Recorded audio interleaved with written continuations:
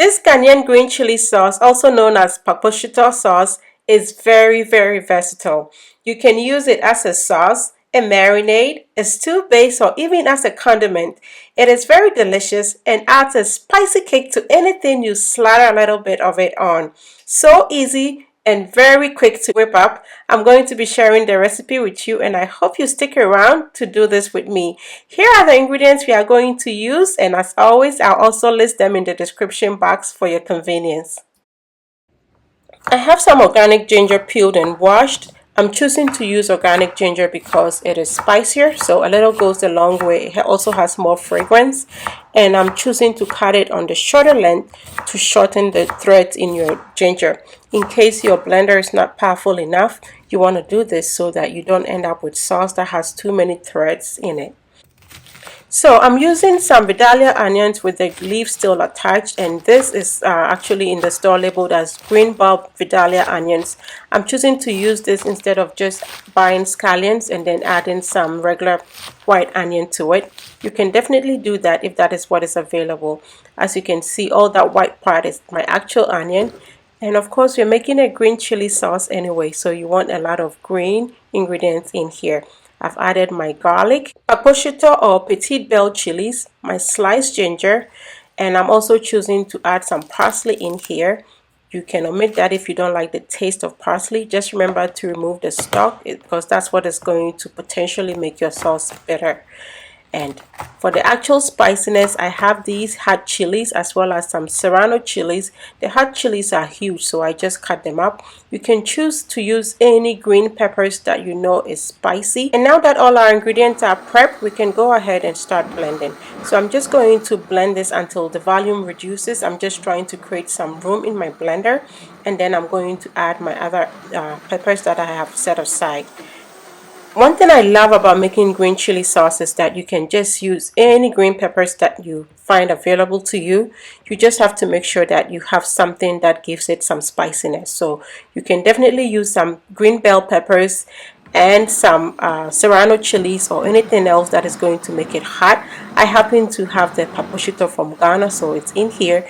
But if you're not going to find that, it is not very necessary for you to have it in there.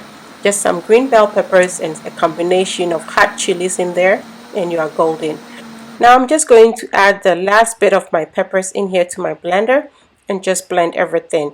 Notice that I did not add any water. You can add water if your blender really demands it. This blender I can actually use without adding any water to it. You could also add a little bit of your cooking oil that you're going to use to make your sauce, and use that to blend. Whatever works for you, without any liquid or with a little bit of water or oil. It's totally up to you. You know your blender better. And everything is blended now, so I have my pot warmed up. So now I'm going to pour about half a cup of avocado oil into my pot. I'll be using some coconut oil later on as the stew cooks, so I'm being mindful of how much oil I'm starting off with. And now I'm just going to pour my blended ingredients into my oil. Rinse out the blender with just a little bit of water, add that in here and stir. And now we are going to cover our sauce so that it doesn't splatter everywhere, but you also want to leave a little bit of room for it to vent. About 20 minutes later, your stew should be looking like this. The oil we started the sauce with is beginning to appear on the surface, and that is always a good sign that your sauce is getting cooked.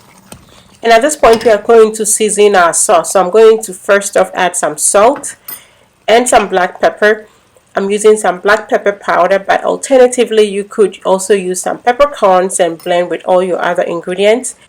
And black pepper is the same as estruwisa. So if you are in Ghana and you have estruwisa, you can definitely just blend with your ingredients. And also be mindful of how much you put in there.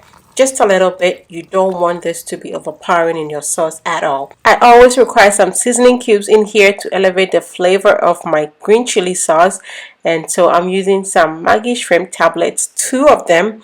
You can use any seasoning cube or powders of choice, whatever your taste demands, just add it in there. And I'm now just going to stir it, let it simmer a little bit more to cook through. And our sauce at this point is almost done. And now I'm just going to add the coconut oil as well. This is virgin coconut oil. It has so much flavor and fragrance. It just elevates your sauce. You could actually just use only that to make your green chili sauce. I'm just trying to get a perfect balance of avocado oil and coconut oil just to get the benefits of both. But this, so good. And now you just want to stir it. You don't want to overdo your oil, but you're also trying to make this to be like shito.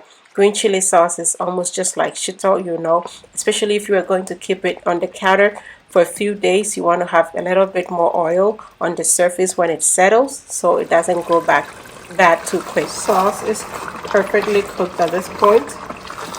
So I'm just going to turn off the flame and let it cool off.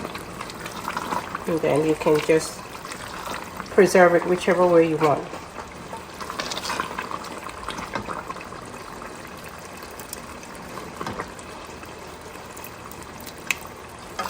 Beautifully cooked.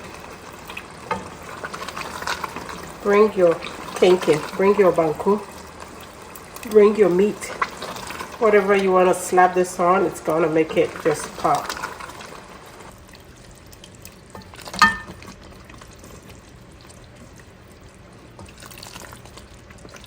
So my dear folks, that is how easy it is to prepare your purple shito or green chili sauce. You want it to cool all the way before you transfer it into your jars. And in this case, I actually waited until the next day. I'm going to just put them in these glass jars for storage. I just feel like a little bit of this sauce makes everything better. So I actually also freeze some in ice cube trays, different sizes and shapes. So depending on what I need it for, I'll just bring one out to thaw. If it's to go on my meat as marinade, you might have seen me use that in some videos. Freezing your sauce is definitely your best way to maintain its flavor and freshness. And this sauce is so perfect for you to make and gift out. So make a big batch. The holidays are approaching. Just give it a little bit of oomph with some bow on it, and it's a perfect holiday gift for anybody who likes a spicy kick in their food. I really hope you try this recipe. You will not regret it. Thanks so much for watching. Kindly give me a thumbs up and share. And until I come your way next time with something delicious, be loving, be kind, be happy.